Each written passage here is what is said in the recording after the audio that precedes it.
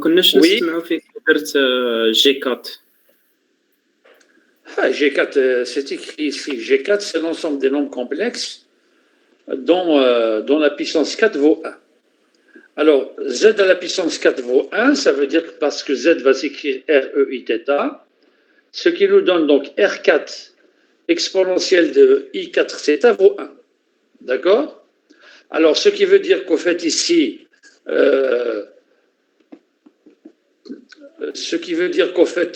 vous devez avoir ici, c'est un nombre réel. Et comme c'est un nombre réel, ça veut dire que cette valeur-là qui est ici, c'est soit 0, soit 2pi, soit pi, soit 2pi plus 0 plus 2kpi, ou bien c'est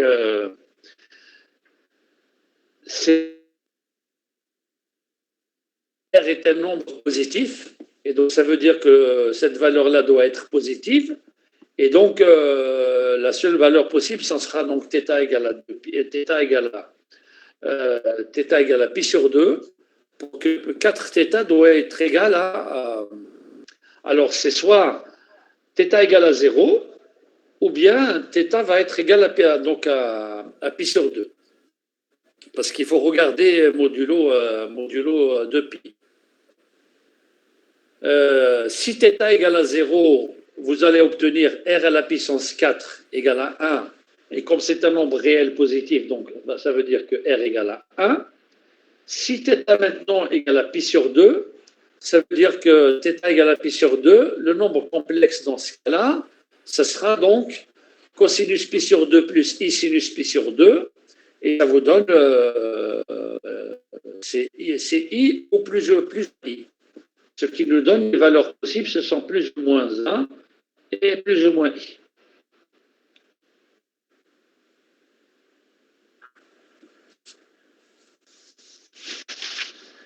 D'accord? Alors, bien entendu, pour avoir le moins 1, excusez-moi, pour avoir le moins 1, il faut avoir donc 4θ qui est ici. C'est égal à 0 ou bien, alors on va l'écrire convenablement parce que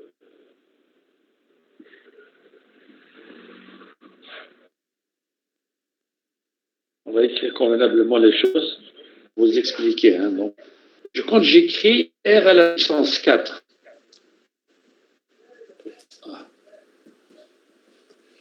exponentielle de Iθ égale à 1.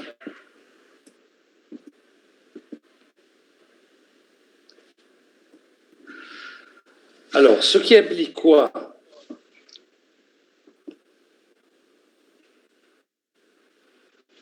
Que dans ce cas-là, Iθ, c'est un nombre réel, puisque ça, c'est un nombre réel. Et ça, c'est un nombre réel, ça veut dire que l'exponentielle de I à la puissance 4, qui est ici,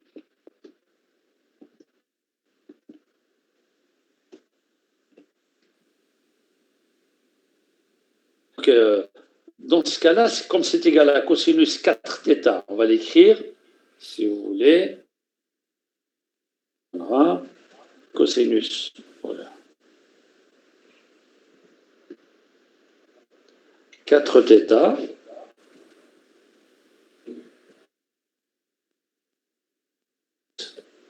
et sinus 4θ.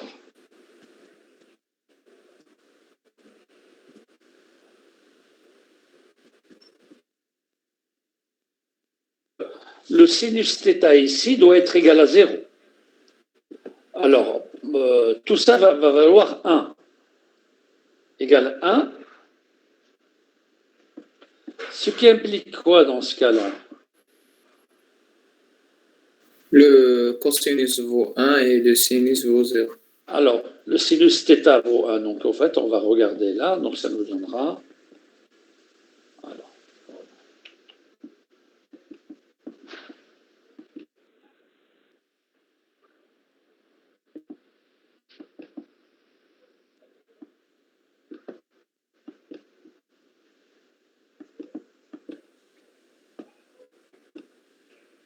et ça nous donne ceci.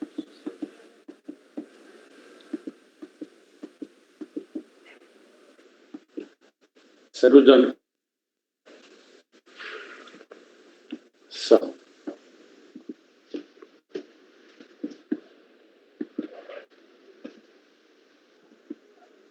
En fait, c'est appelé R à la puissance 4 cosinus θ égale à 1. Et bien entendu, R à la puissance 4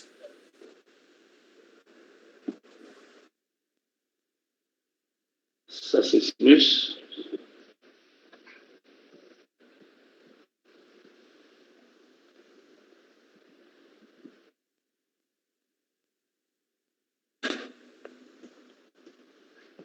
Alors, le sinus est égal à 0 puisque de toute façon R est supérieur strictement à 0.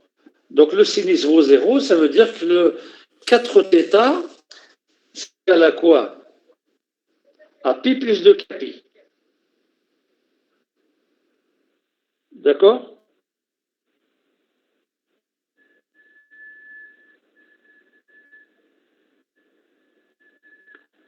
Allô? Oui, monsieur.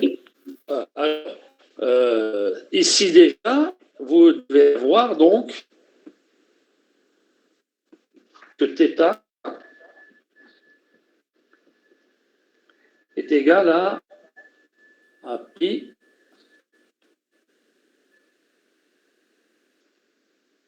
on va écrire 4θ, pardon. 4θ, ça vaut 0, et donc ça sera kpi, si vous voulez. Kpi modulo. Et donc, bien entendu, modulo 2pi, hein, donc c'est pas la peine de faire plus. Voilà, c'est 0 au pi. Alors, ce qui veut dire que θ c'est vaut 0, ou bien pi sur 2.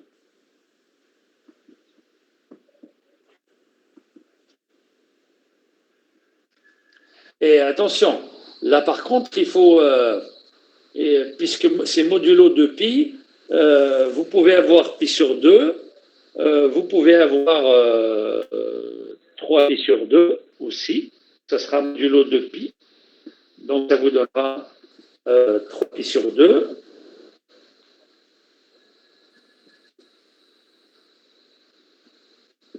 Alors, je vais écrire tout ça. Là.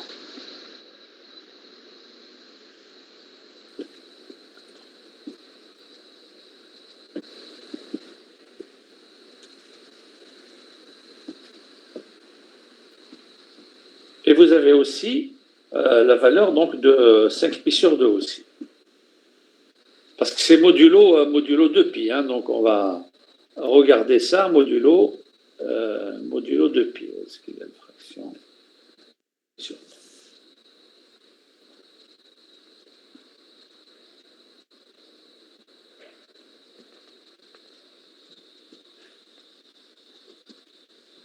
Alors, mais si je remplace ici, d'accord, donc il faudrait que cosinus 4θ doit être positif. Donc, vous avez 0 qui convient, vous avez pi sur 2 qui va convenir, d'accord. Vous avez aussi 3 pi sur 2 qui va convenir.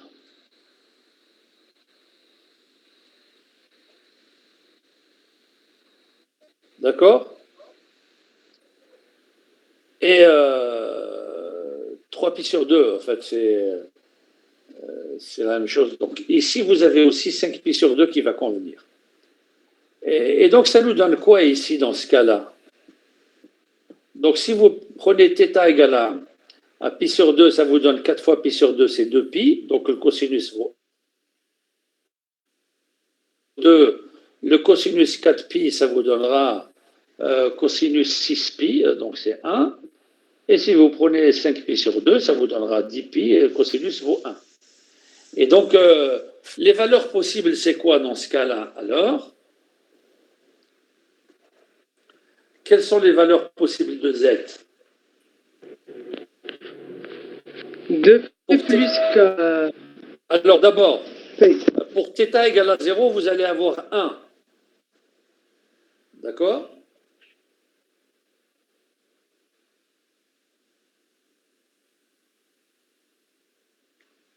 R à la puissance 4 vaut 1.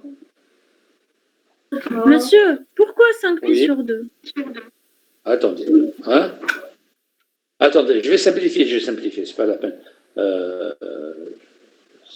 Ça donnera plus de... On va écrire ceci. Hein. Voilà. On va écrire ça. C'est plus simple.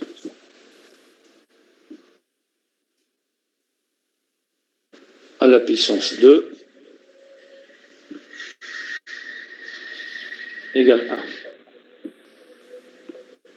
Égale 1. D'accord? Que l'élément qui est ici, c'est soit égal à 1, soit moins 1. Ce qui est équivalent à...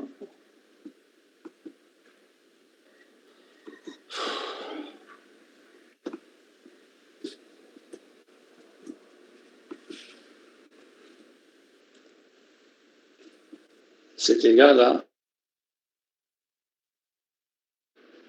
Ça, c'est équivalent à plus ou moins 1.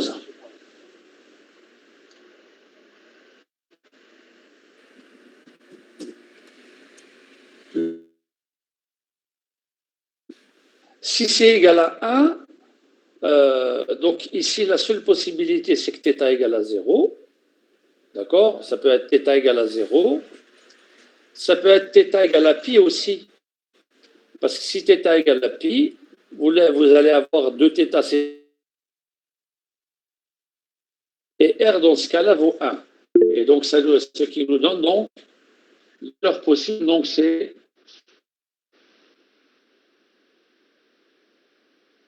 égal à 1, toujours R égale à 1, et θ qui va valoir 0 ou pi. Monsieur, pourquoi pi? Pourquoi pi? Parce que le 2θ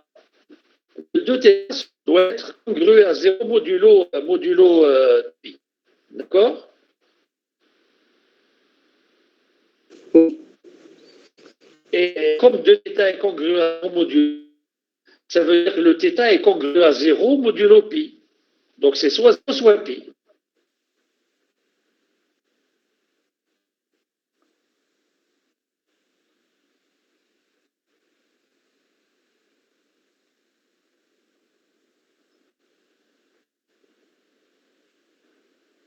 Est-ce que vous voyez les choses ou pas comme ça?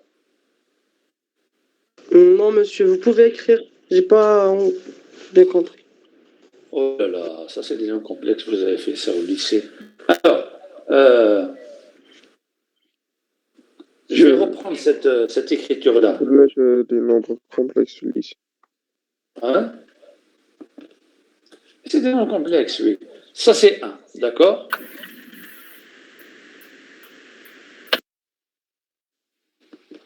Quand vous prenez R carré cosinus de θ et R carré sinus de θ. Ça, vous allez avoir donc, si vous voulez, ça au carré.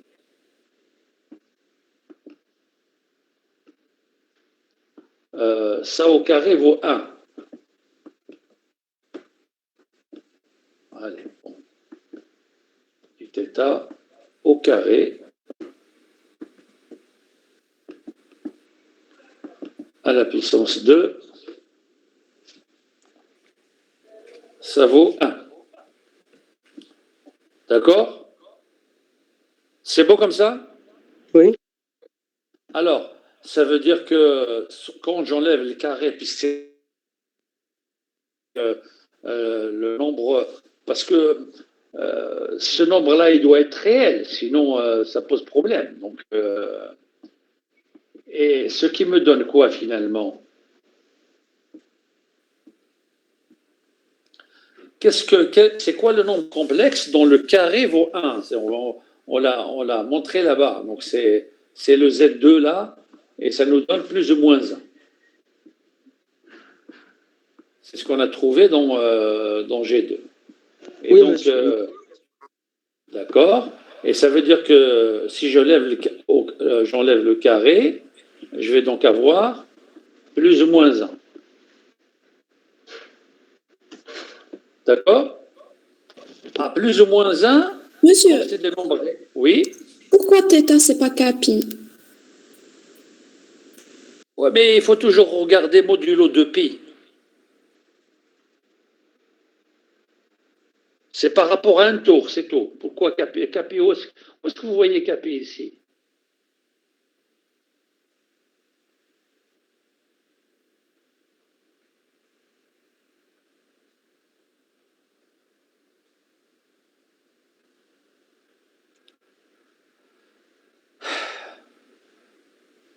Alors, je continue. Est-ce que 2θ est congruent à 0 modulo 2pi? Oui, mais non, Après, il faut que 2θ aussi soit congruent à 0 modulo 2pi. oui, C'est les valeurs de θ telles que 2θ soit une valeur modulo 2pi. D'accord? d'accord. Alors, si c'est plus 1, vous allez trouver θ égale à 0. Si c'est moins 1, vous trouvez θ égale à pi. OK? C'est ce qu'on a trouvé tout à l'heure. Bon, maintenant, quand vous prenez un nombre comme ça, vous élevez au carré, c'est 1. Alors, ça veut dire que le carré, c'est plus ou moins 1. Alors, si c'est 1, ça nous donne ceci. Maintenant, si c'est moins 1, qu'est-ce que ça donne?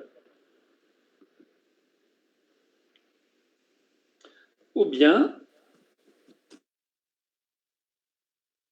chose, mais c'est égal à moins 1. D'accord? Alors, si c'est moins 1, ça veut dire que, comme R est positif, la seule possibilité, c'est R égale à 1. De toute façon, le module, si vous regardez ici, quand vous écrivez Z à la puissance 4 égale à 1, le R est toujours égal à 1 parce que le module Z, le module, donc ici, il faut savoir la chose suivante, c'est que quand vous écrivez Z à la puissance 4 égale à 1, cela correspond à quoi? Attendez, je vais reprendre les...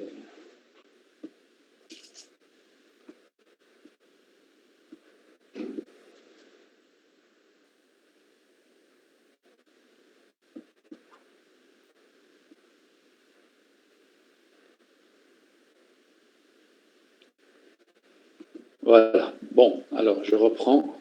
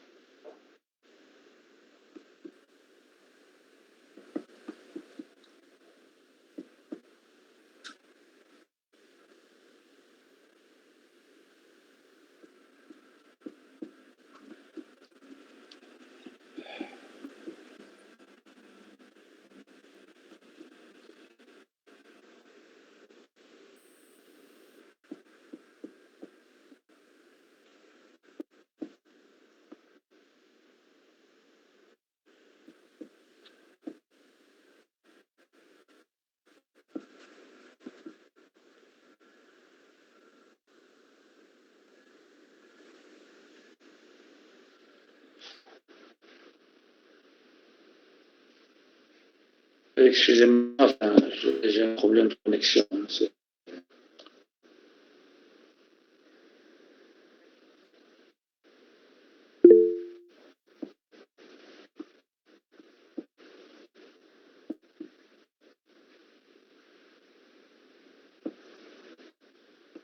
Bon.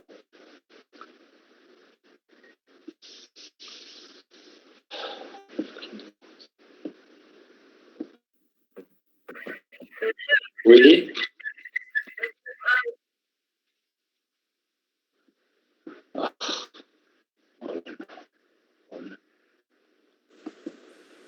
Et vous avez quelque chose après?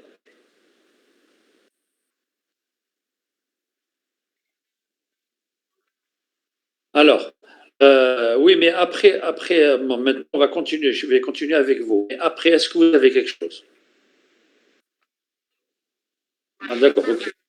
C'est bon, hein, c'est bon. Je veux dire, j'ai complètement zappé. Cette séance-là, il y a des problèmes de connexion. Je vais la reprendre, hein,